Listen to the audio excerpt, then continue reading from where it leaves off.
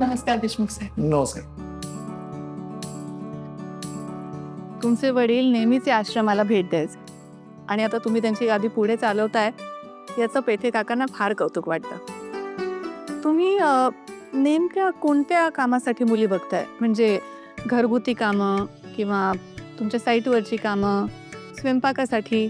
तशी मी मुलींची शिक्षणाची आणि त्यांच्या अनुभवाची यादी करून ठेवली आहे.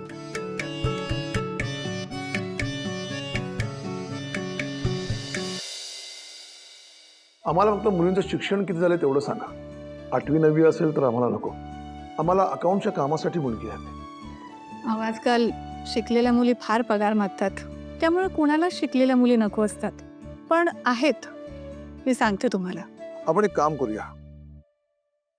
माझा मुलगा अकाउंटच्या कामासाठी इंटरव्ह्यू देईल आणि मी घरकामासाठी.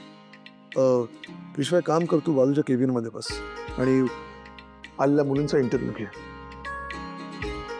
ज्या काही मुली शिकल्यात त्या केबिनमध्ये पाठवून द्या, म्हणजे तो इंटरव्ह्यू घेत बसेल. म्हणजे माझं पण काम हलकं होईल आणि लवकर होईल. सांग.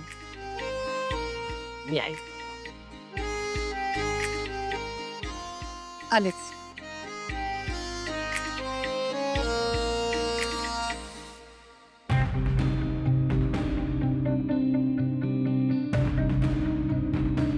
आज कोणाकोणाला नोकरी मिळणार आहे काय माहिती. मला मिळायला पाहिजे ग. मला पण कधी एकदा पैसे कमावते ना असं झालंय मला. हो ना, मला पण.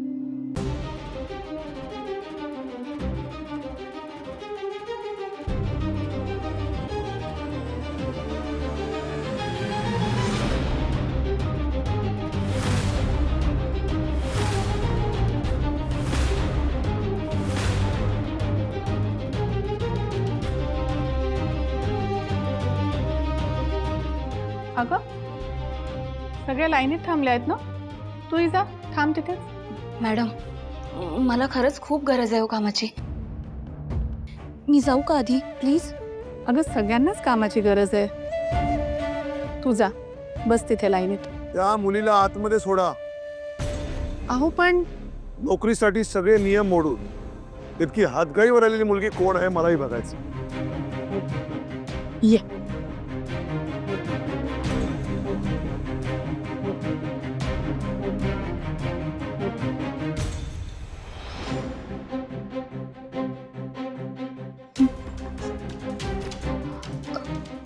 नमस्कार सर.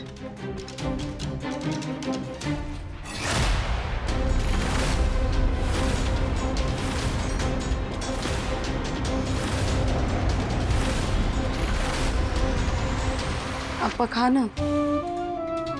तोंड उघडा ना आप्पा. आप्पा काय हट्टीपणा आहे वा. तुमच्या तब्येतीसाठी चाललंय ना सगळं. आप्पा खा ना काहीतरी. किती हट्टीपणा करताय हो. ते काही नाही.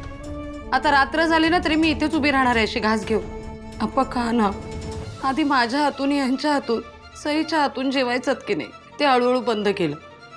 मग तनू आली तिच्या हातून प्रेमाने खाल्लत की नाही. मग आता ती गेली म्हणून पुन्हा जेवण बंद करायचं का आप्पा? आप्पा आप्पा तुम्हाला माहिती आहे यांना किती त्रास होतोय. हो शिक्षा करून घेत आहेत ते स्वतःला. आप्पा निदान यांच्यासाठी तरी खा ना. आप्पा आप्पा आप्पा आप्पा हो काय होतं तुम्हाला? आप्पा आप्पा जरा कसं अंग गरम आहे. आप्पा आप्पा थांबा. सई सई लवकर या. आप्पा ना मग काय होतंय? आप्पा आप्पा थांबा काही नाही होणार. आपण डॉक्टरला बोलू. यांना फोन करते. आप्पा आप्पा माझ्याकडे बघा. तुम्ही बोला, मी बाहेर बाकीच्या मुली बघून येते.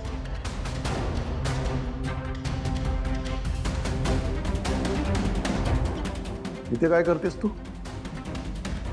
आमच्या माणुसकीचा आपुलकीचा गैरफायदा घेतलास ना तू. आमचं घर म्हणजे एक आश्रम आहे असं समजून तू वागलीस, राहिलीस आणि आता खऱ्या आश्रमात आलीस. आम्हा सगळ्यांना फसवलंस तू. सगळ्यांना. इथे कोणाला फसवायला आलीस तू? तुझ्या माहिती करता सांगतो. ही जागा हे आश्रम फक्त गरजू स्त्रियांसाठी आहे. तुझ्यासारख्या विश्वासघातकी आणि फसव्या मुलीसाठी नाही.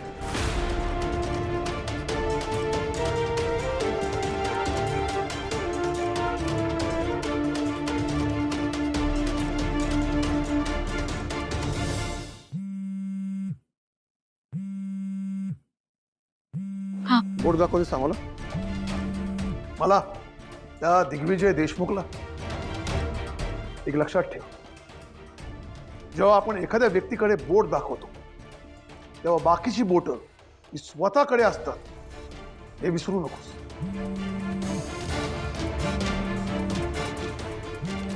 सई आणि ललिताची काय अवस्था झाली याची काय कल्पना आहे तुला? हे सगळं करून तुला काय मिळालं? सांग ना, काय मिळालं? याशी जवळ येऊन मला धमकी देणार आहेस तू? कोण तू? स्वतःला कोण समजतेस? हा,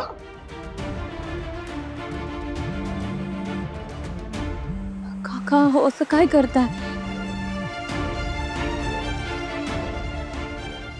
ललिता काकूंचा मगापासून फोन येतोय. हे बघा नक्की काहीतरी महत्वाचं असणार आहे. एकदा बोलून घ्या फोनवर. बोला ललिता. हा हॅलो हॅलो, कुठे आहात तुम्ही? आप्पांची तब्येत बिघडली आहे. नाही, मी औषध देण्याचा खूप प्रयत्न करते पण ते काही खातच नाही येत ना. अंगात खूप ताप भरलाय त्यांच्या.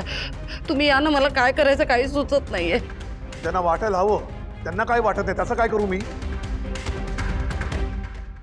आपल्याला कोणाचीही गरज नाही.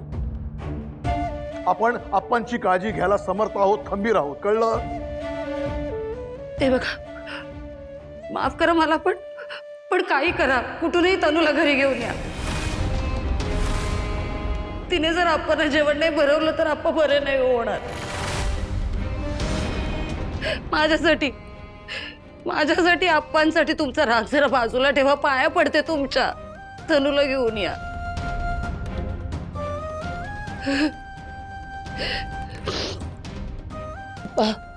आप्पा काळजी करू नका, येतात. आजोबांना काहीही व्हायला नको काका. आजोबा बरे व्हायला हवेत. मी तुमच्या सोबत घरी यायला तयार आहे काका.